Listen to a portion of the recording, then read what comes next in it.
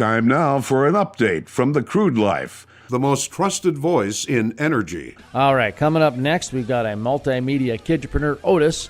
He's 12 years old, and he scored a great interview with Linda McMahon. She's the co-owner of the WWE. Her and her husband, Vince McMahon, own the World Wrestling Entertainment. Of course, WWF it was known for back in the 80s. For some of you who might not have tuned in wrestling since Hulk Hogan lost the title. Otis scores the interview with Linda McMahon. She's also the small business administrator for Donald Trump, President Trump's cabinet. Great interview. I'm very proud of the 12-year-old Otis, the media sensation, the multimedia kidpreneur. He has these kids casts, they're called. It's part of his Kids in Capitalism business. That's right, he's 12 years old. He owns his own business. It's called Kids in Capitalism.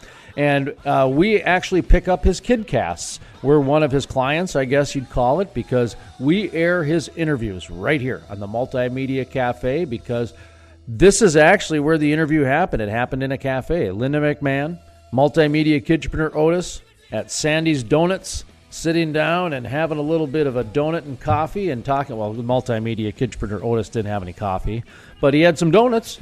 And that interview is coming up right now. This is multimedia kidpreneur Otis with Kids in Capitalism and his interview with Linda McMahon, the small business administrator and co-owner of the WWE. Hello, my name is Otis with the Kids in Capitalism KidCast, and today we have Linda McMahon, the small business administrator, and we're going to ask her a few questions, if that's okay with you. Absolutely. What was your first job? My first job was being a cashier in a grocery store.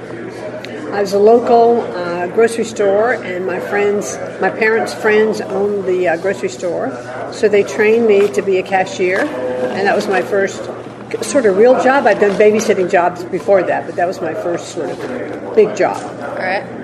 How does the SBA help young entrepreneurs like myself?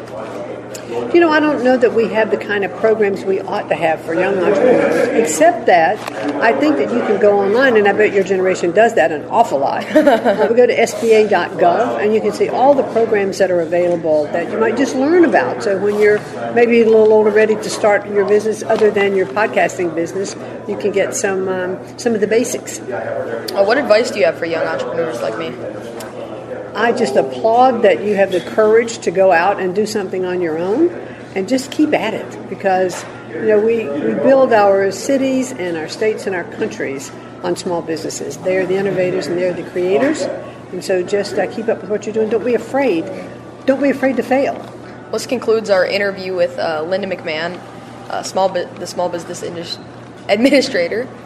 Thanks for your time. Thank you very much. I think that's a wrap. And that was multimedia kidpreneur Otis and Linda McMahon, the small business administrator for the United